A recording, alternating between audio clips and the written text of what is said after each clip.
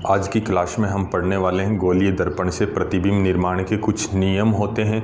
यानी कि हम बात करेंगे कि कौन सी दिशा से प्रकाश की किरण अगर आपतित करें दर्पण पर तो वो कौन सी दिशा में वापस लौटेगी, दर्पण से टकराने के बाद किस तरफ जाएगी। तो उसके लिए हम सबसे पहले नंबर 1 नियम बात करते हैं। यहाँ हम एक दर्पण बनाते हैं, अवतल दर्पण। तो ये हुआ हमारा अवतल दर्पण बना लिया। ये इसकी मुख्य अक्ष खींच दी, अवतल दर्पण की मुख्य अक्ष पर ये जो बिंदु है ये होता है ध्रुव। उसके बाद इधर एक बिंदु होता है जिसको हम वक्रता केंद्र बोलते हैं और यहाँ एक बिंदु होता है फोकस बिंदु। अब अपन पहले नियम में बात करेंगे कि किरण हम मुख्य अक्ष के समांतर डालना चाह रहे हैं। किरण कैसे डालना चाह रहे हैं? मुख्य अक्ष के समांतर कोई भी किरण आई, देखो ये किरण आ रही है, किस तरफ आ रही है? मुख्य अक्ष के समांतर आई है ये किरण। समांतर आपतित होने वाली किरण जब दर्पण से टकराएगी, टकराने के बाद वापस लौटनी है, परावर्तित होना है। तो परावर्तित होकर ये जाएगी किधर? तो सबसे पहले यहाँ दर्पण के चेहरे को देखते हैं। यहाँ से दर्पण किस तरफ झुका? अंदर की तरफ मुड़ा हुआ है। दर्पण अंदर की तरफ मुड़ा हुआ है, इसलिए ये किरण अंदर की तरफ जाएगी। लेकिन अंदर की तरफ इधर जाएगी या इधर जाएगी, किस तरफ जाएगी? तो जो किरण हमारी दर्पण के मुख्य अक्ष के समांतर जो भी किरण आती है वो टकराने के बाद हमेशा कहाँ से जाती है?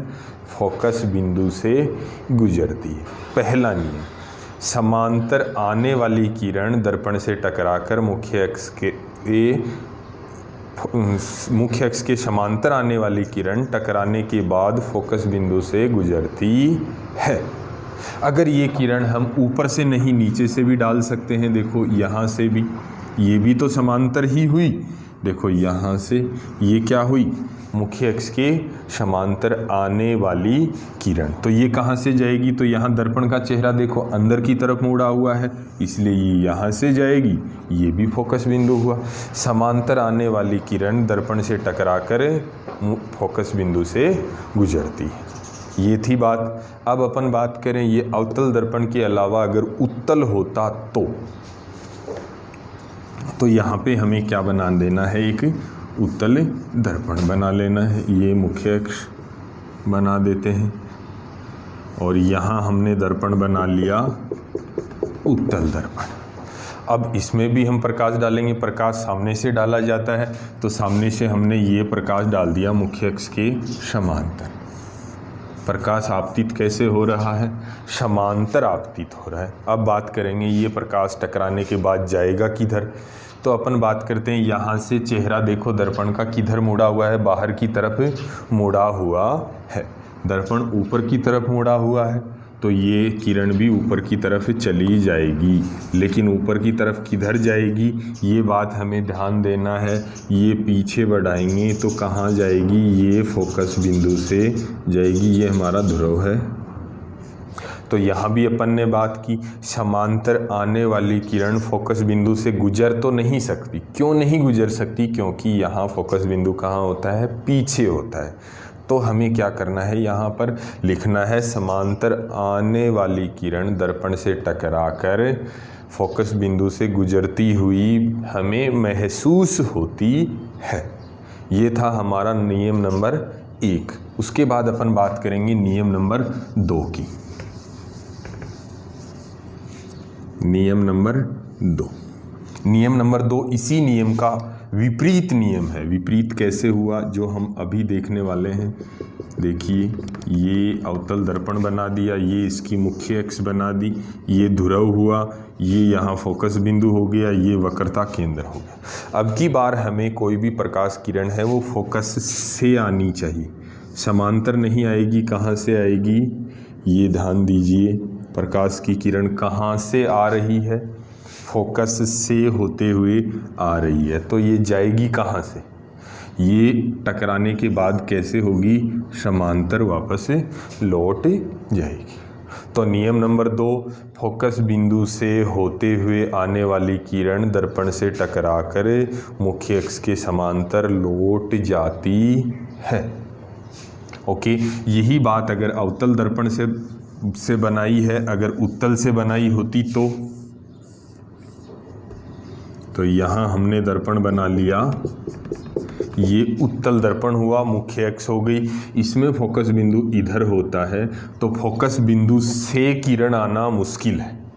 यहाँ पे फोकस बिंदु से किरण आ पाना संभव नहीं है। तो हम क्या करेंगे, एक किरण डालेंगे, इधर से डालेंगे। देखो ये किरण आपको कैसा लग रहा है कि फोकस की तरफ जा रही है। कहाँ जा रही है, फोकस बिंदु की तरफ जा रही है, लेकिन जाते जाते रास्ते में ही क्या आ गया, दर्पण आ गया। दर्पण आ गया तो दर्पण से टकराकर इसको तो लौटना है, तो ये कैसे लौटेगी, समांतर वापस चली जाएगी। यानी फोकस बिंदु की तरफ जो किरण जा रही है वो दर्पण से टकराकर मुख्य अक्ष के समांतर हो जाती है। ये था नियम नंबर 2। उसके बाद अपन बात करने वाले हैं नियम नंबर 3 की।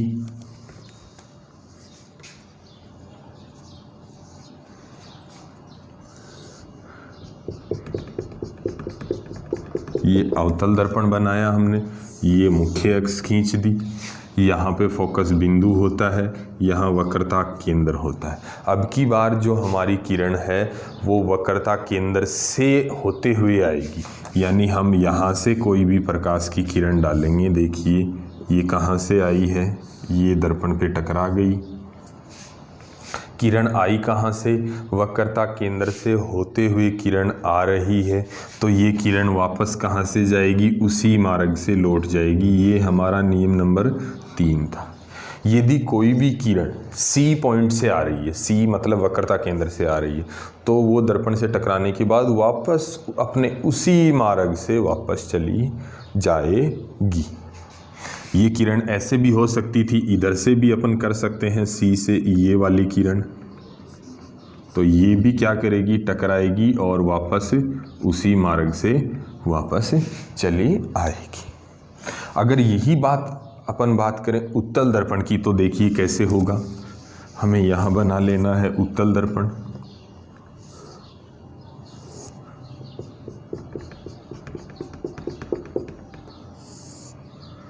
अब हम ये F और ये C, तो हम यहाँ बात करते हैं C वक्रता केंद्र पीछे है तो पीछे से किरण आ नहीं सकती, तो हमें क्या करना है, कोई भी किरण यहाँ बनानी है। देखो इस किरण को ध्यान से देखो, आपको कैसा प्रतीत हो रहा है।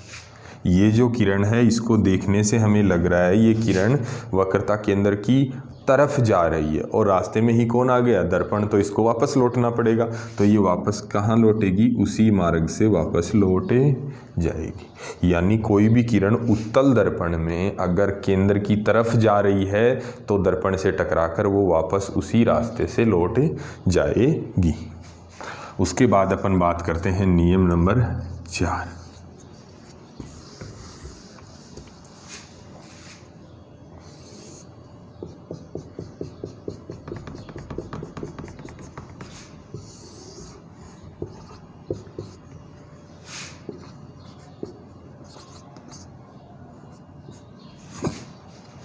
नियम नंबर 4 में अपन बात करेंगे कि इसमें जो किरण है वो हमें सीधी ध्रुव पर डालनी है।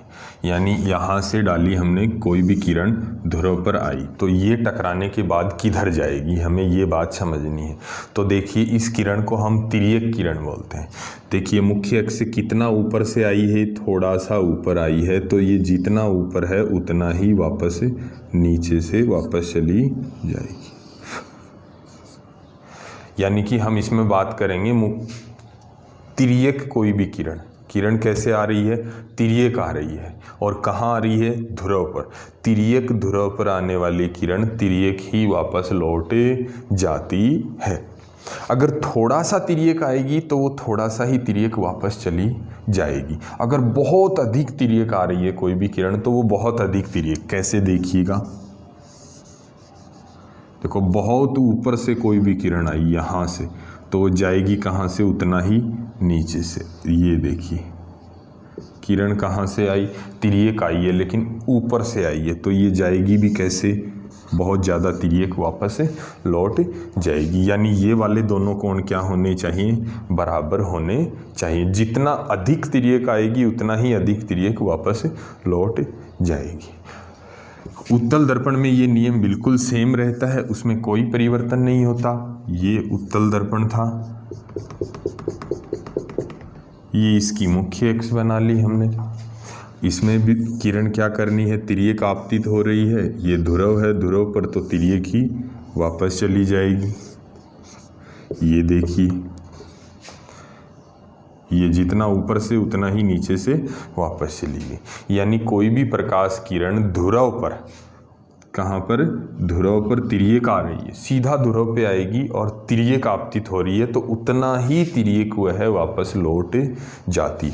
अगर यहाँ होती किरण तो यहाँ होती, तब की बात करें बहुत अधिक है तो ये किरण जाती भी कहाँ, बहुत अधिक, तिर्यक ही वापस लौट जाती।